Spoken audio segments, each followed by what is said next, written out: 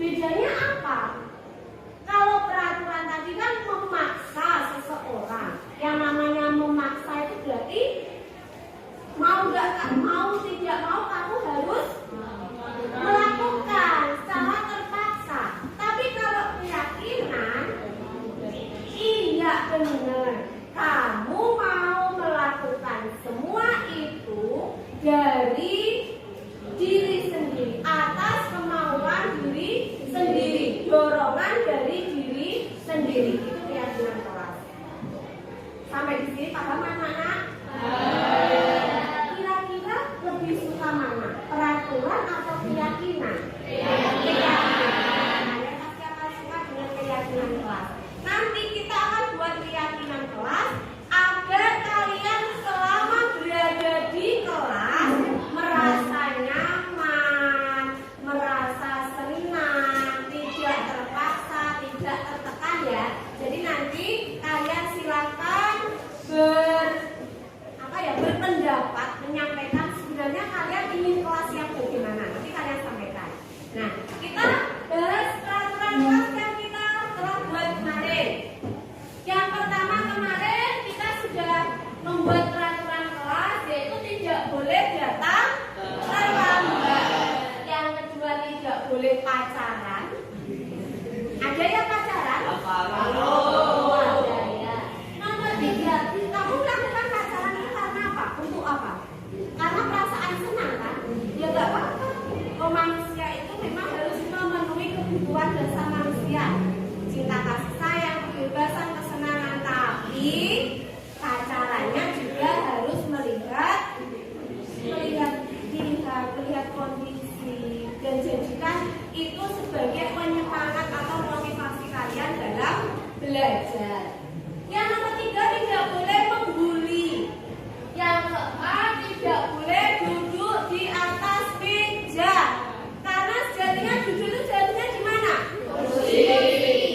Nomor 5 tidak boleh ramai di kelas, tidak boleh mengerjakan PR di dalam kelas, karena PR harus dikerjakan di rumah.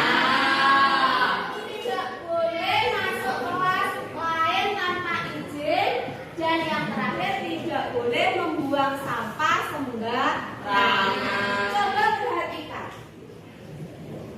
Kalau kita lihat peraturan kelas ini menggunakan kata-kata yang negatif. Contohnya tidak boleh. Atau sering kalian mendengar dengan sebutan dilarang membuang sampah sembarangan. Nah, itu kata-kata negatif tidak boleh. Coba kita perhatikan. Peraturan kelas ini disusun dengan kata-kata yang negatif. Contohnya tidak boleh, dilarang, jangan. Tapi kalau keyakinan kelas kita menyusunnya menggunakan kata-kata yang positif. Sekarang mari kita rubah dari peraturan kelas ini, dari kata-kata negatif ini menjadi keyakinan kelas. Coba kita buat menjadi keyakinan kelas. Yang nomor 1 bagaimana? Iya, datang tepat waktu. Artinya tidak boleh terlambat. Lalu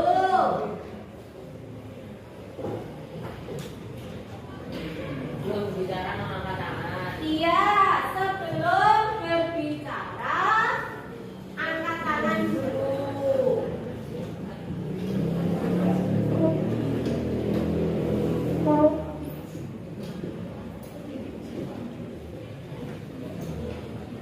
Lalu apa lagi?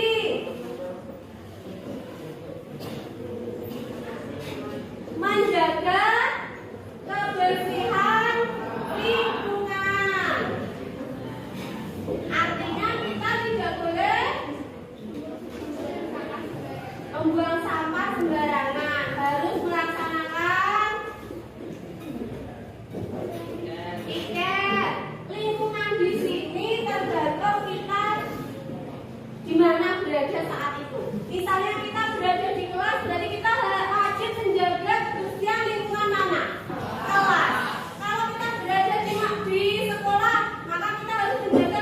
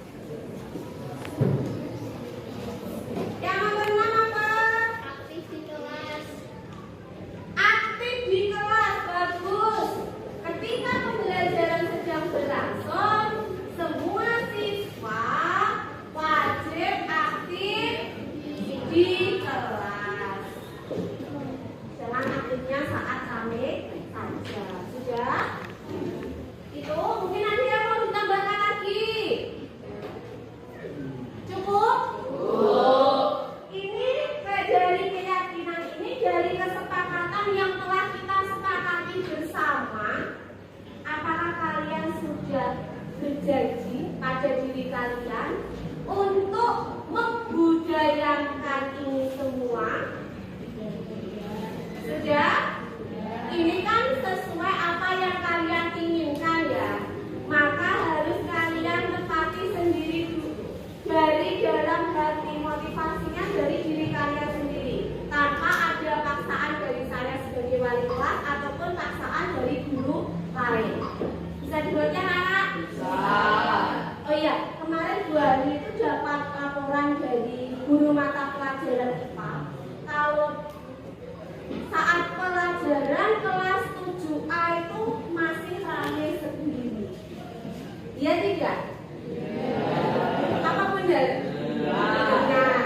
Nah, itu kamu kok sampai ramai sendiri, berarti belum ada kesadaran dari mana?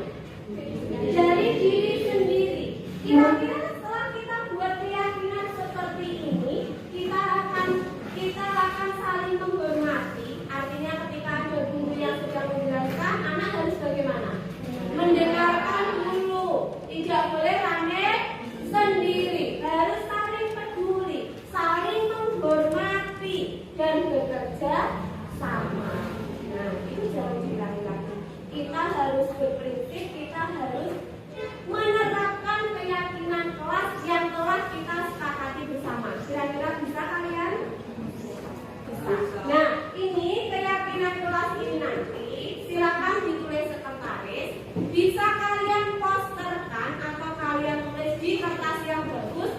Nanti kita tempel di dinding kelas agar semua warga kelas 7A selalu ingat dengan keyakinan kelas yang telah kita buat. Ada yang ingin bertanya atau masih kurang pas dengan kalimat keyakinan kelas yang kita buat?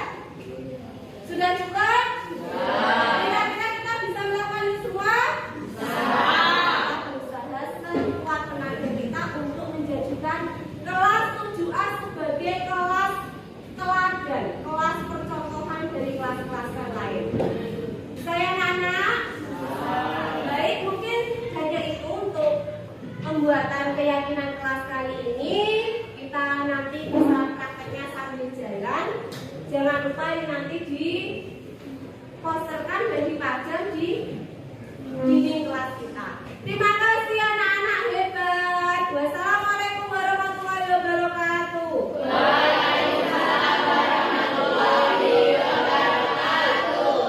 Halo teman-teman, salam sejahtera bagi kita semua. Perkenalkan, nama saya Jason Kurawan Kristanto dari kelas 7A absen 18. Hari ini saya akan menyatakan perasaan saya atas keyakinan kelas yang saya dan teman-teman kelas 7A telah sepakati. Saya merasa senang karena atas keyakinan kelas yang telah disepakati, saya dan teman-teman saya tidak merasa terpaksa. Oleh karena itu, saya akan berusaha untuk melakukan keyakinan kelas tersebut dengan baik. Terima kasih.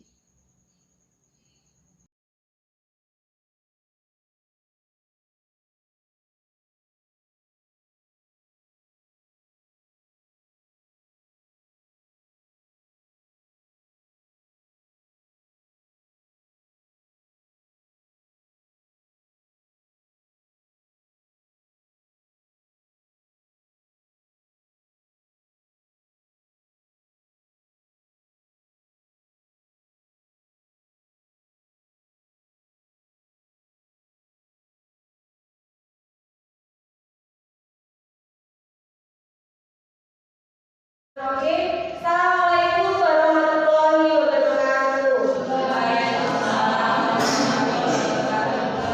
Alhamdulillahirobbilalamin, wassalatu wassalamu ala asyrofil anbiya'i wal mursalin, sayyidina wa maulana Muhammadin wa ala alihi wa ashabihi ajma'in, amma ba'du. Yang kami hormati Bapak Ibu guru semua, terima kasih banyak Bapak Ibu guru telah menyempatkan waktunya untuk mengikuti sesi acara diseminasi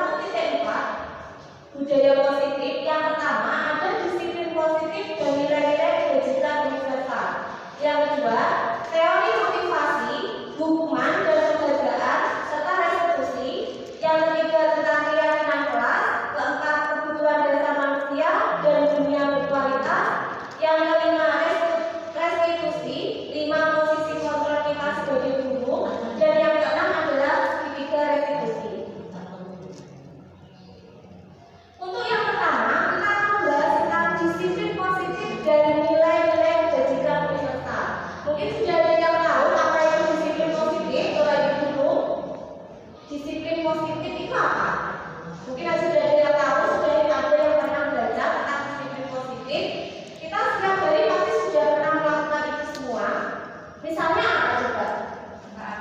Mentaati peraturan, kesepakatan kelas, datang tepat waktu, ya itu contohnya. Nah, sekarang kita ke perubahan paradigma.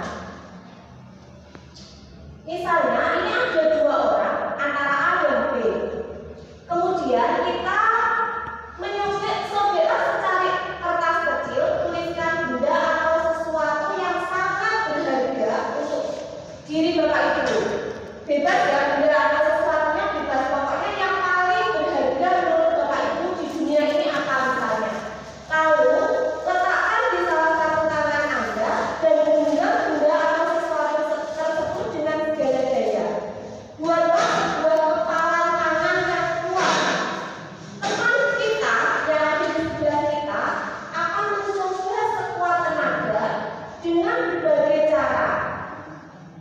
Boleh dengan cara, misalnya teman kita itu merayu kita untuk membuka kepalan ini, atau membujuk kita, atau bahkan mengancam kita, menyuap kita.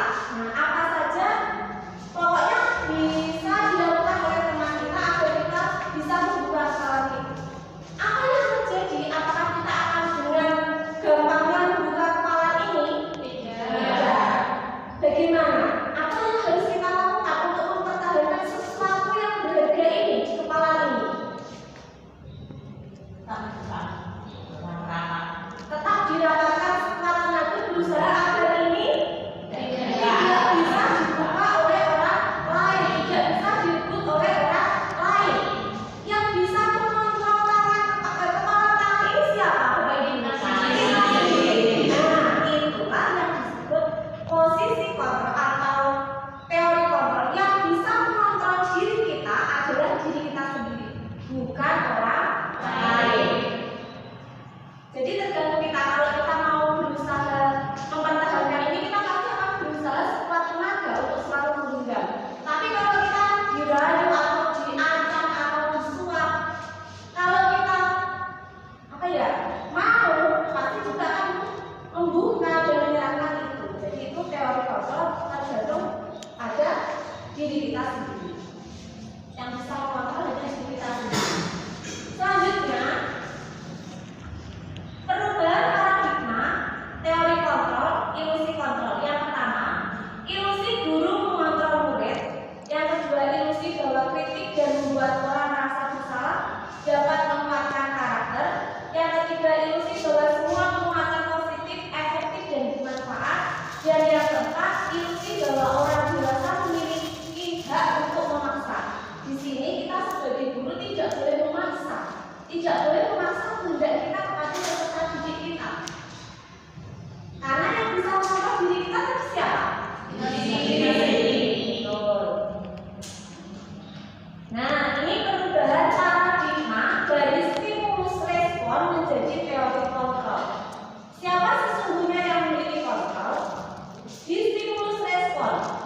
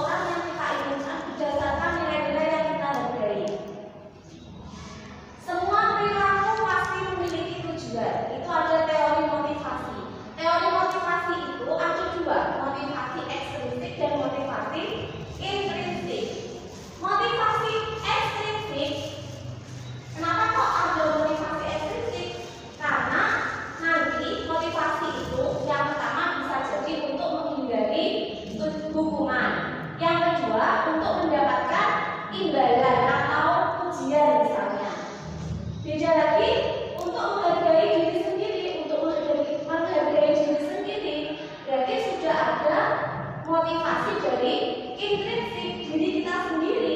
Kalau sudah ada motivasi intrinsik, maka akan timbul nilai-nilai kebajikan yang universal. Nah, kebajikan universal itu kalau di kelas bisa kita terapkan dalam keyakinan atau kesepakatan di kelas. Lalu model berpikir menang-menang, kolaborasi konsensus menciptakan pilihan baru. Ini bisa kita terapkan melalui 5 posisi kontrol kita sebagai guru. Yang pertama, penghukum. Penghukum itu Bapak Ibu guru ketika ada murid yang salah, kita langsung menyuruh mereka untuk melakukan sesuatu yang biasanya berhubungan dengan fisik, itu penghukum. Jadi tanpa bertanya dulu, kamu kok berdua itu kenapa? Nah, itu langsung diberi hukuman, itu namanya penghukum. Yang kedua, membuat rasa bersalah. Membuat rasa bersalah itu hampir sama dengan penghukum, cuma kalau membuat rasa bersalah itu langsung kamu salah gitu, tanpa ditanya dulu alasannya. Yang ketiga, teman. Teman itu begini. Misalnya ada peserta didik kita yang tidak memperhatikan. Nah, kamu jangan gitu, kamu masa nggak kasihan sama Bu Ani? Jadi kan sudah capek, masa kamu nggak memperhatikan? Itu sebagai teman. Yang keempat, pemantau. Pemantau itu kita hanya sebagai mengawasi ke perilaku anak. Nanti kalau berbuat salah baru kita berusaha, itu pemantau. Yang terakhir, manajer. Nah, ini yang paling sempurna, yang paling diharapkan semua Bapak Ibu guru mencapai di tahap manajer ini. Manajer itu bagaimana? Manajer itu manakala ada siswa yang berbuat salah, kita memanggil anak itu. Nah, yang bisa kita lakukan yaitu segitiga restitusi. Tahapannya ada 3. Yang pertama, menstabilkan identitas. Yang kedua, validasi kebutuhan. Dan yang ketiga, menanyakan keyakinan. Contohnya begini. Ketika istirahat, ada murid kita yang sedang bermain bola di dalam kelas hingga memecahkan jam dinding yang ada di kelas kita.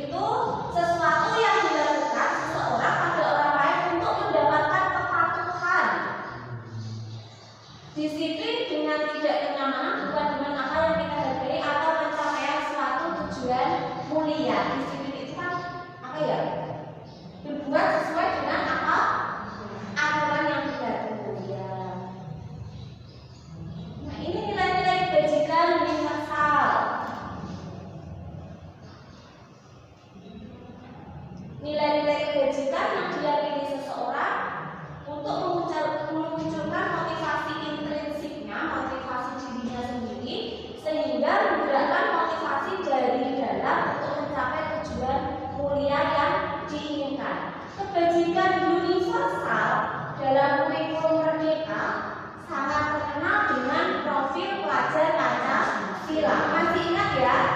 Profil pelajar Pancasila masih ingat? Nah, yang pertama beriman dan bertakwa, yang kedua beriman dan bertakwa sama berakhlak mulia, mandiri, bernalar kritis, kebinekaan global, bergotong royong dan kreatif. Ya, itu profil pelajar Pancasila. Nah, ini contoh penerapan disiplin positifnya. Cuci tangan, kemudian kegiatan menyiram tanaman, lingkungan, 5S, yang saya katakan di anak. Yang kedua, yaitu tentang teori motivasi, hubungan dan penghargaan. Nah, teori motivasi tadi ada motivasi eksternal sama motivasi internal. Ya. Motivasi eksternal tadi sudah ya, menghindari hubungan atau mendapatkan pujian. Kalau motivasi internal itu kita hanya ingin menghargai diri sendiri.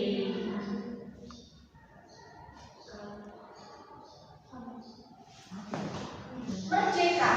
Menurut Ki Hajar Dewantara, merdeka itu artinya tidak hanya terlepas dari perintah, akan tetapi juga dapat buat memerintah diri sendiri. Jadi kita tidak hanya memerintah orang lain, tapi kita harus cakap untuk memerintah diri kita sendiri. Apa itu restitusi? Restitusi adalah proses menciptakan kondisi bagi murid untuk memperbaiki kesalahan mereka, sehingga mereka bisa kembali pada kelompok mereka dengan karakter yang lebih kuat. Jangan sampai kita memarahi murid kita itu di depan teman-temannya, karena apa? Itu akan menimbulkan trauma yang berkepanjangan, bahkan dia akan merasakan malu, menanggung malu itu sampai seumur hidupnya. Nah, itu tidak dianjurkan, karena kita harus menggunakan restitusi. Restitusi juga merupakan proses kolaboratif yang mengajarkan murid untuk mencari solusi untuk masalah mereka. Jadi yang menunjukkan atau yang mengemukakan solusi itu bukan kita sebagai guru, tapi siapa? Murid kita sendiri yang telah melakukan kesalahan. Dan membantu murid berpikir tentang orang seperti apa yang mereka inginkan menjadi sebuah tujuan yang mulia, dan bagaimana mereka harus memperlakukan orang lain. Itu tujuan restitusi. Kemudian 9 ciri-ciri restitusi. Yang pertama, bukan untuk menebus kesalahan, namun untuk belajar dari kesalahan. Nah, yang kedua, memperbaiki hubungan. Ketiga, tawaran, bukan paksaan. Yang keempat, restitusi menuntun untuk melihat ke dalam diri. Yang kelima, restitusi mencari kebutuhan dasar yang mendasari tindakan. 6, restitusi adalah cara yang paling baik. 7, restitusi fokus pada karakter, bukan tindakan.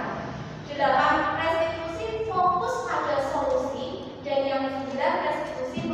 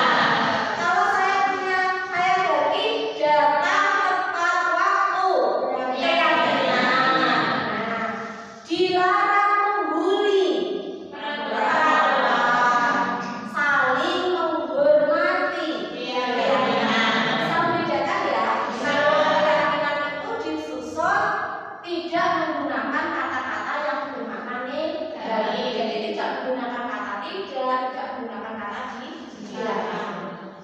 Besok kita jangan ya. Besok kita mulai implementasikan di dalam kelas kita ya Bapak Ibu. Kita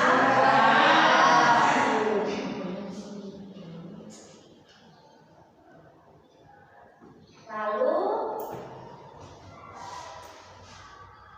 nah, coba ini selalu jadikan buku ke tempatnya. Kalau misalkan kita buat keyakinan kelas, maka akan muncul kalimat yang bagaimana? Selalu kembalikan buku ke tempatnya. Maka siswa itu tanggung jawab karena dia akan mengembalikan barang sesuai dengan tempatnya. Dilarang mengganggu orang lain. Tapi kan tidak bagus ya. Jadi bagaimana? Menjadi keyakinan. Menghormati, saling menghormati orang lain atau menghormati orang lain. Hadir di sekolah 15 menit sebelum pembelajaran dimulai.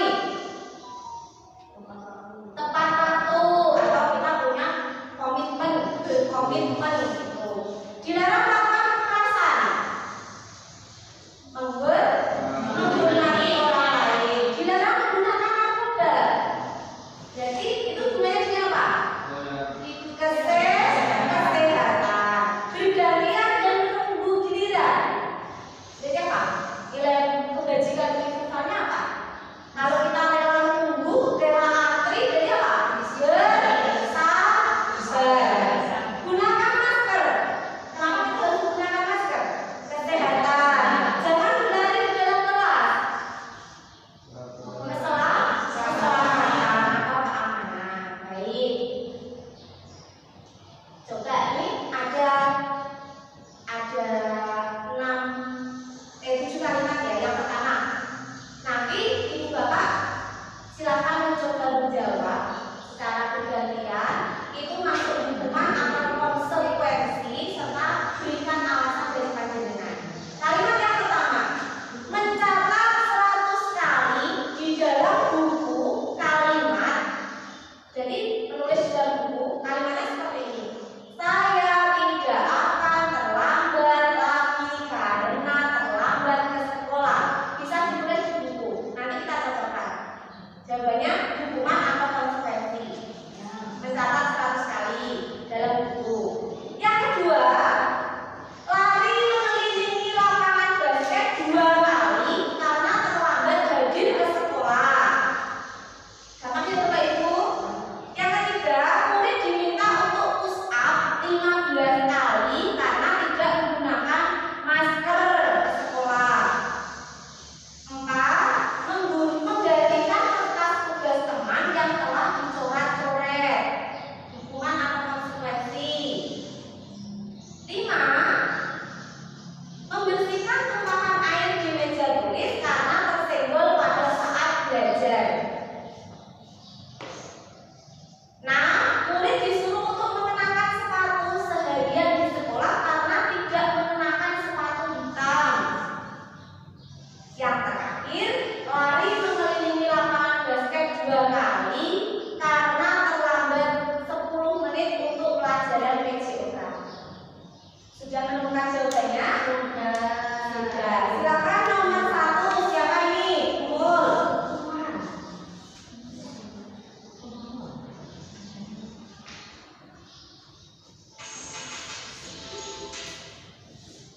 Mencatat 100 kali dalam bentuk kalimat. Menurut saya, untuk yang nomor 1, guru menyuruh anak dalam 100 kali di dalam buku itu hukuman. Karena di situ sesuatu yang paksaan ini tidak mendidik menurut saya. Terima kasih. Yang kedua,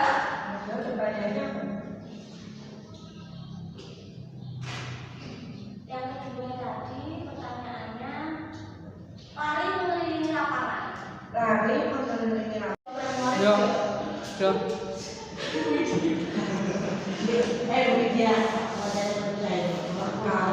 Entah nomornya.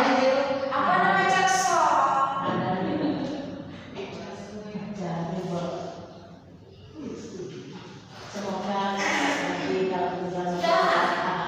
Sudah.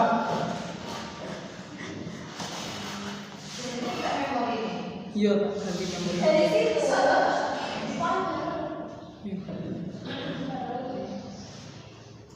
perbedaan hukuman dan konsekuensi ya sekarang.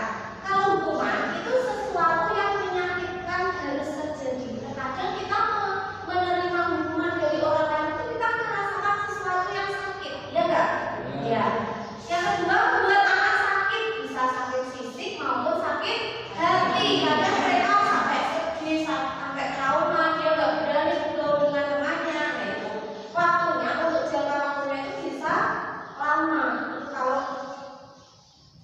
fisik maupun hati. Anak akan benci kedisiplinan. Anak akan benci dengan disiplin. Kalau apa-apa harus dipaksa. Karena kita harus mematuhi aturan mereka akan bosan, justru akan malah melanggar aturan tersebut. Hukuman merupakan sebuah paksaan jelas mendorong anak menyakiti diri sendiri. Kadang anak yang trauma dia akan menyakiti dirinya sendiri. Dia merasa malu, dia akan menyakiti dirinya sendiri, melukai dirinya sendiri. Itu bisa terjadi. Konsep diri menjadi buruk, dia akan menjadi pemalu, dia akan menjadi orang yang kehilangan percaya diri. Anak belajar untuk menyembunyikan kesalahannya. Kalau sudah melanggar peraturan berkali-kali, dia akan menghalalkan segala cara. Misalnya, dia mulai tidak jujur, dia mulai tidak bertanggung jawab. Nah ini anak belajar untuk menyembunyikan kesalahannya dari kita. Untuk apa? Untuk menghindari hukuman. Yang bisa timbul selain itu marah, rasa bersalah, dipermalukan, atau merasa tidak dihargai lagi. Beda lagi dengan konsekuensi. Konsekuensi itu sesuatu harus terjadi karena kita telah melakukan sesuatu, membuat anak merasa tidak nyaman dalam jangka waktu yang pendek. Kalau hukuman tadi jangka waktu yang panjang, kalau konsekuensi jangka waktu yang pendek. Anak menghargai untuk disiplin, akan muncul stimulus tanggapan, mendorong anak agar mudah menyesuaikan diri dimanapun dia berada, konsep diri yang baik.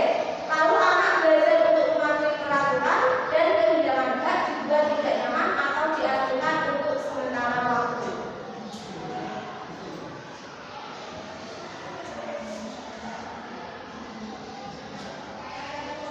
Nah, sekarang kita ke langkah penerapan keyakinan kelas.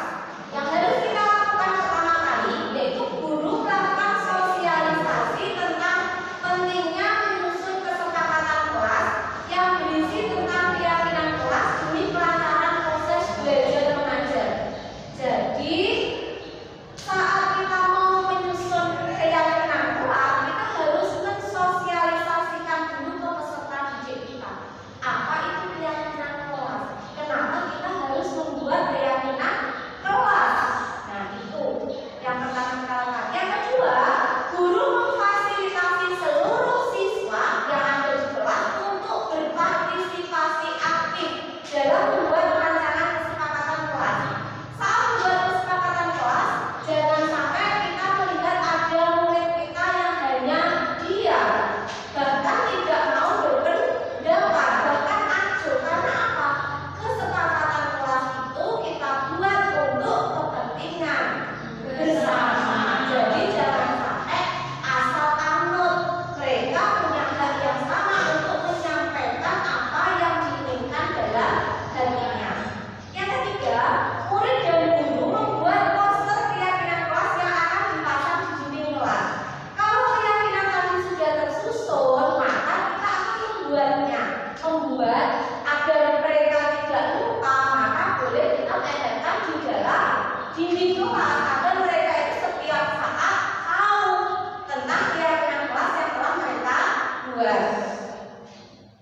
Yang keempat, guru berkolaborasi dengan orang tua murid untuk memantau pelaksanaan keyakinan kelas di rumah agar disiplin positif tetap melekat pada diri anak.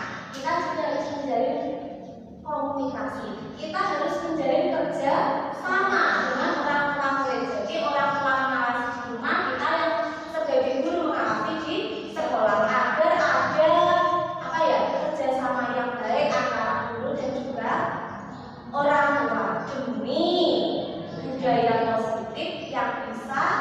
diterapkan anak di rumah maupun di sekolah. Yang kelima, guru melakukan monitoring dan evaluasi terhadap pelaksanaan keyakinan kelas yang telah disepakati bersama. Ada baiknya kita dalam jangka waktu tertentu menanyakan siapa yang sudah pernah melanggar keyakinan kelas yang telah kita sepakati. Nah, semakin banyak yang melanggar, berarti mereka semakin kurang sadar tentang kesepakatan yang telah kita buat. Komitmen mereka berarti perlu kita tingkatkan lagi agar mereka itu menepati janji, berkomitmen untuk selalu mengupayakan keyakinan yang telah kita buat. Yang keenam, guru melakukan refleksi terhadap dampak dari pelaksanaan keyakinan kelas. Setelah kita buat keyakinan kelas, setelah kita buat kesepakatan, ada nggak dampaknya? Kita boleh tanya pada anak, apa yang kamu rasakan setelah kita punya keyakinan kelas? Bagaimana perasaanmu dalam menjalankan keyakinan kelas ini? Apakah kamu merasa terpaksa? Apakah ada perubahan dalam dirimu? Itu bisa kita tanyakan. Yang ketujuh, guru membagikan pengalaman praktis baik yang berkat kepada teman sejawat agar terbentuk budaya positif dalam lingkungan sekolah. Jika di kelas kita sudah berhasil, kita boleh berbagi praktik, bahkan harus berbagi praktik pada rekan guru yang lain supaya budaya positif kita atau kebiasaan kita di kelas yang baik itu bisa ditiru oleh guru yang lain.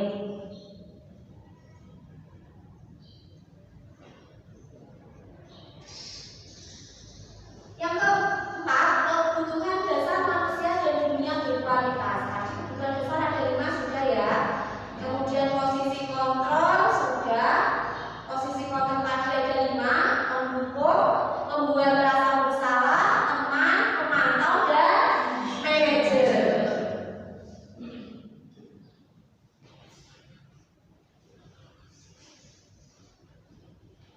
Segitiga restitusi, tadi ada 3 tahapannya. Yang pertama, validasi kebutuhan, menstabilkan identitas. Yang kedua, validasi kebutuhan. Dan yang ketiga, menanyakan keyakinan. Contoh, menstabilkan identitas. Guru berkata, berbuat salah itu hal yang manusiawi. Tidak ada manusia yang sempurna. Bapak Ibu juga pernah berbuat salah. Kita pasti bisa menyelesaikan permasalahan ini. Bapak Ibu tidak tertarik untuk mencari tahu siapa yang benar dan siapa yang salah. Tapi di sini kita akan mencari solusi dari permasalahan kita. Itu contoh menstabilkan identitas. Validasi kebutuhan, misalnya guru berkata, kamu bisa saja kan melakukan hal yang buruk, tapi kamu tidak melakukannya. Apa yang penting buat kamu?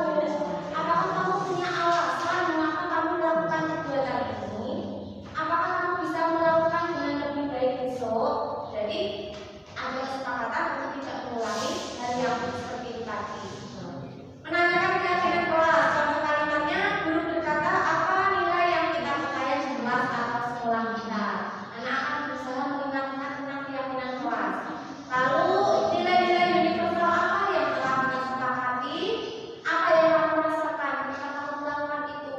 Kamu menjadi orang yang seperti apa? Itu contohnya di menanyakan keyakinan.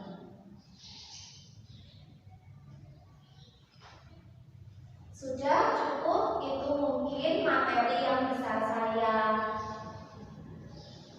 diseminasikan pada Bapak Ibu semua selama saya mengikuti pendidikan program guru penggerak ini. Kita sama-sama belajar, semoga kita semua bisa menerapkan budaya-budaya positif di sekolah kita khususnya demi mensukseskan kurikulum merdeka yang sedang marak-maraknya berkembang di negara kita ini. Jika ada salahnya atau kurangnya, saya mohon maaf. Mungkin ada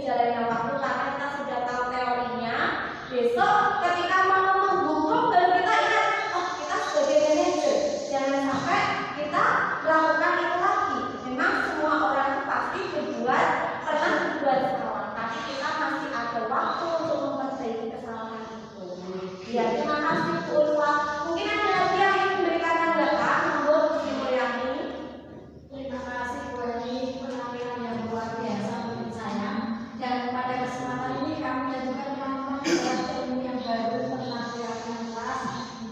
Saya harapkan untuk pembelajaran baru keyakinan kelas ini bisa kita terapkan di kelas-kelas, dan kita juga kita juga introspeksi diri selama ini kita menjadi guru yang bagaimana dan juga dari teman-teman, dan insya Allah apa yang sudah disampaikan oleh anak-anak kalau setidaknya kita jadi manajer bukan jadi guru.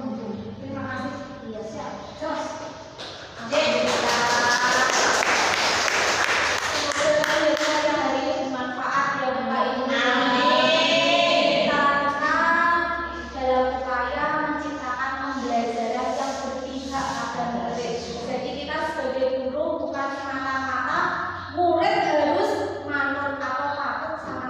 Dengan cara kita memaksa murid itu bukan seperti itu, tapi kita dampingi mereka dengan kasih sayang, kita dekati mereka agar kita tahu minat dan bakatnya, kita dekati mereka agar tahu potensinya, kita dekati mereka agar tahu apa yang diinginkan mereka.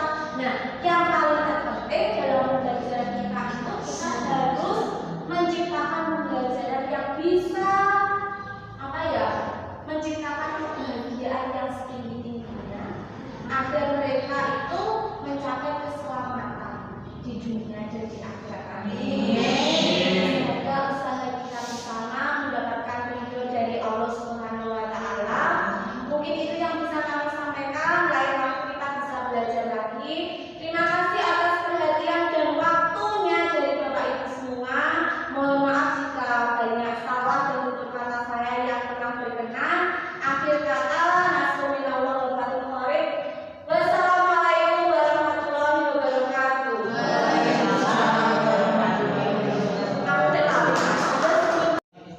Sebelum kita akhiri, biar kita lebih semangat dalam menjalankan profil pelajar Pancasila di kelas kita, mari kita nyanyikan lagu pelajar Pancasila dulu, Bapak Ibu. Masih lagunya? Masih. Nyanyikan dengan semangat. 1, 2, 3.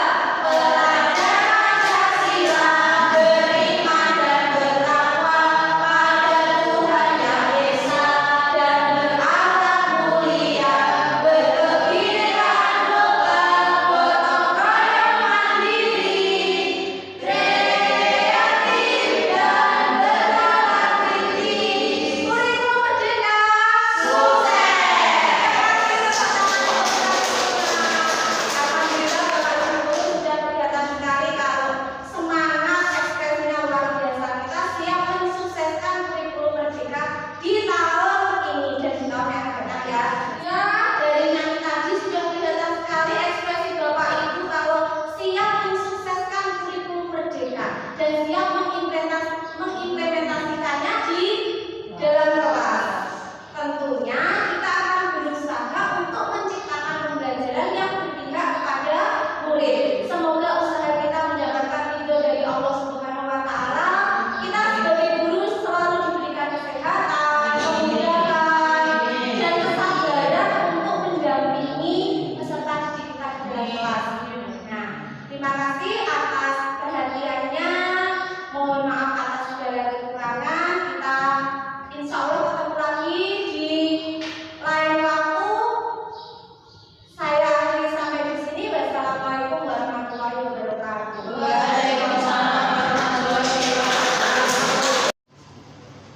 Halo, perkenalkan nama saya Ulfa Stianugreni. Saya teman sejawat Ibu Ani Hidayati selaku CKP Angkatan 10. Sebelumnya saya ingin sangat berterima kasih sekali atas undangannya mengikuti kegiatan diseminasi yang dilakukan oleh Ibu Ani. Kegiatan diseminasi yang telah dilakukan sangat menarik dan sangat berwawasan sekali karena materi yang disampaikan sangat bagus. Materi yang disampaikan oleh Ibu Ani sendiri berupa disiplin positif, segitiga restitusi, dan juga ada tentang posisi kontrol. Nah, dari diseminasi yang dilakukan Ibu Ani, banyak hal yang dapat saya pelajari dan saya nantinya akan insya Allah terapkan dalam pembelajaran yang akan saya lakukan.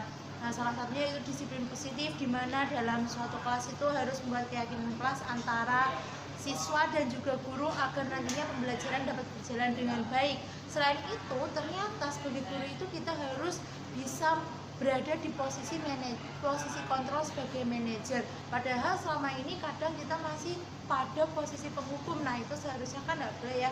Dengan mengikuti kegiatan diseminasi ini, akhirnya saya bisa mengetahui bahwasanya posisi kontrol yang bagus sebagai seorang guru adalah posisi manajer. Sekian yang dapat saya sampaikan. Terima kasih. Wassalamualaikum warahmatullahi wabarakatuh. Assalamualaikum warahmatullahi wabarakatuh. Perkenalkan, nama saya Aninda Nur Hasana. Saya teman sejawat Bu Ani Hidayati dari SMP Negeri 2 Blora. Bu Ani Hidayati sebagai calon guru penggerak atau CGP angkatan 10. Sebelumnya saya ucapkan selamat kepada Bu Ani telah menyelenggarakan diseminasi. Kemudian juga saya ucapkan terima kasih kepada Bu Ani karena berkat Bu Ani menyelenggarakan diseminasi, saya mendapatkan pengalaman baru, kemudian juga mendapatkan pengetahuan baru.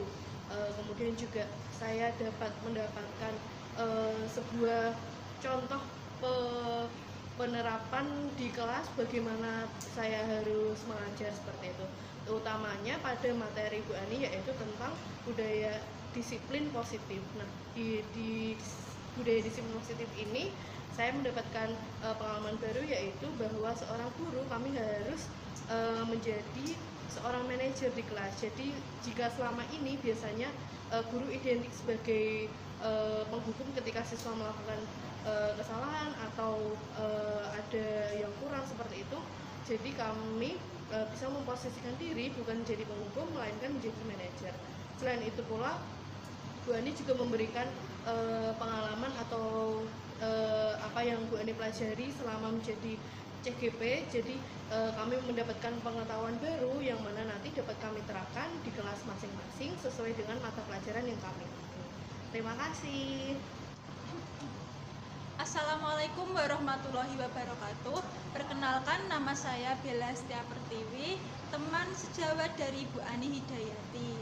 Sebelumnya saya mengucapkan selamat kepada Bu Ani Hidayati yang telah menjadi bagian dari calon guru penggerak. Setelah belajar bersama dengan Bu Ani Hidayati, saya menjadi semakin paham bahwa seorang guru harus memahami filosofi dari Ki Hajar Dewantara, yaitu seorang guru harus berperan sebagai seorang penuntun. Hal tersebut sesuai dengan materi yang telah disampaikan Bu Ani Hidayati, bahwa seorang guru harus berperan sebagai seorang manajer, bukan sebagai penghukum.